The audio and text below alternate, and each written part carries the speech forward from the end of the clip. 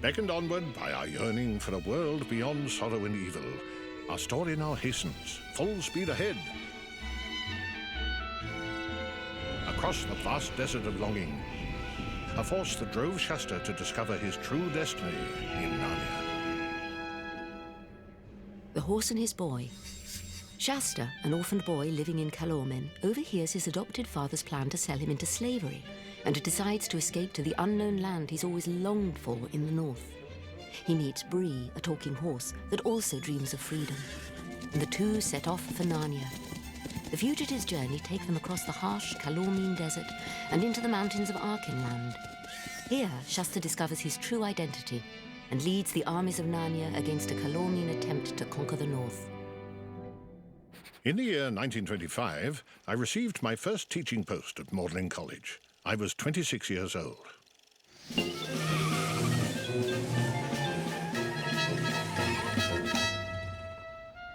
We're actually looking down the high street. I used to drive up and down here many, many times. Always looking for somebody to go like that. Taxi. And right in the distance is Magdalen College Tower, C.S. Lewis's old college as a fellow. We're here in Magdalen College in Oxford, where C.S. Lewis taught English for about 30 years. He was a fellow and tutor in English literature. A fellow is a name given to someone who has a senior position in one of the Oxford colleges. You meet some curious people in Oxford. I'd been sitting having a cup of tea or coffee or something, and somebody had touched my shoulder and said, "Where did you get that Belfast accent from?" And I looked up and saw this farmer-looking man, and I said, "Where else but from Belfast, my friend?" He says, "My goodness, man, that's where I come from, East Belfast." I said, "What do you do?" He said, "I work in a place called Magdalen College." He says, "But these English people, they call it Magdalen, and Irish ways would call it Magdalen College." It was not long before I noticed that many of the colleagues I admired had one peculiar thing in common. They were all Christians. Really, a young atheist cannot guard his faith too carefully. There are traps everywhere. One such colleague was J.R.R. Tolkien, whom you might know from his excellent books, The Lord of the Rings. They first met at an English department meeting here, and at first things didn't go all that well. Lewis said of Tolkien, "There's no harm in him, he only needs a smack or so," because he regarded Tolkien as rather opinionated. In spite of my initial prejudices, Tolkien and I soon began a lifelong friendship that grew from our mutual love of myth and fairy story. If it hadn't been for the encouragement of Lewis, Tolkien would never have finished The Lord of the Rings. And similarly, without the impact of Tolkien on Lewis's life, he never would have written the Chronicles of Narnia, because it was through Tolkien particularly that Lewis moved away from being an atheist. Shortly after meeting Tolkien, my intellectual new look took a turn for the worse. I reread an old Greek myth and was suddenly plunged back into the land of longing. I was a child again, standing on top of the hills near my home, gazing at the Mourne Mountains far off in the distance. My heart broken and blessed with desire. But desire for what?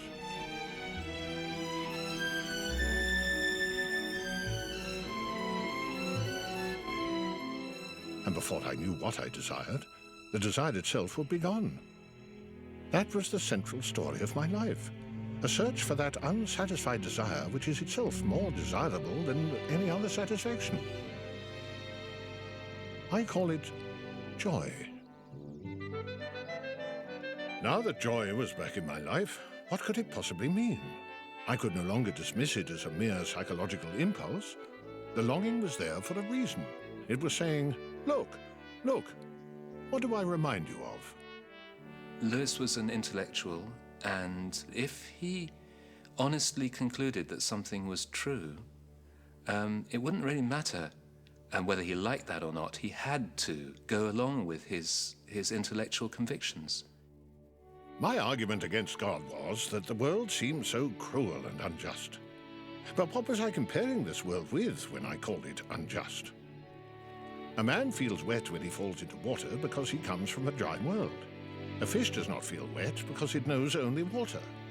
Thus, in the very act of trying to prove that God did not exist, I found I was forced to assume that something beyond our world did exist. In this search for truth, he discovered that logic had its ends. He discovers that there is something else, of something beyond reason. We do need to depend upon our reason, but our reason isn't going to get us all the way in the journey. The deeper thing that propels us is our desire. Since I found in myself a desire which nothing in this world could satisfy, the most logical explanation was that I was made for another world. The longing which had followed me all my life was merely pointing me home. He ultimately came to a point where he believed that Christ resolved his longing. So he was willing to take that step and become what he called the most reluctant convert in all of England. I know very well when, but hardly how, the final step was taken. I was driven to Whipsnade Zoo one sunny morning. When we set out, I did not believe that Jesus Christ was the Son of God. And when we reached the zoo, I did. Yet I had not exactly spent the journey in thought, nor in great emotion. It was more like when a man, after a long sleep still lying motionless in bed, becomes aware that he is now awake.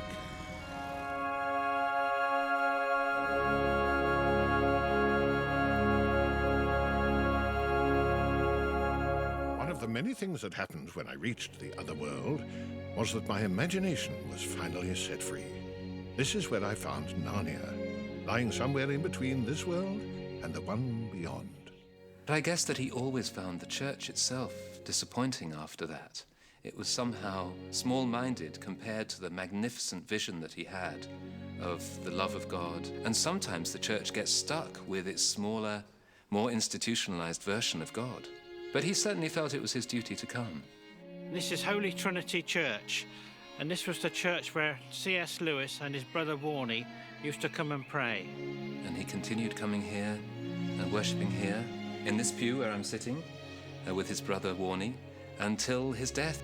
He would never take in the last hymn in the church. He would always leave and usually bang the door.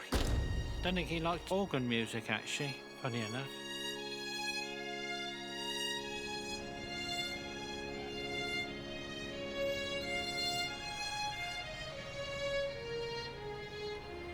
The reason why the sculpture's based here is because Lewis lived in this area as a child. He'd walked past this area as a child with his grandfather who lived 2 streets away. The work's called The Searcher because, you know, we can go through life finding things, but really to arrive where we should be, we must search for things. And the idea of searching is something that's woven through the writings of C.S. Lewis. The secret signature of each soul is a deep desire which we cannot describe or satisfy. It guides all our searching, all our wanting. It's more valuable than the friends we make or the work we choose. To lose it is to lose all. Fairy stories give us not only meaning, but they awaken in us the desirable. So I think the thing that propels Narnia is this desire, this longing, which is better than having, as Lewis says. The Horse and His Boy is a perfect example of Lewis's idea about longing, because Shasta doesn't have a direct memory of Narnia, and yet there's this kind of supernatural longing for it. I wish you could talk, old fellow. And then for a second he thought he was dreaming, for quite distinctly the horse said, "But I can." However did you learn to talk? Where I come from, nearly all the animals talk. Wherever is that? Narnia. We mustn't waste time. This is the chance for both of us. You see, if I run away without a rider, everyone who sees me will be after me as quick as he can. With a rider, I have a chance to get through. Oh, hooray! Then we'll go north. I've been longing to go north all my life.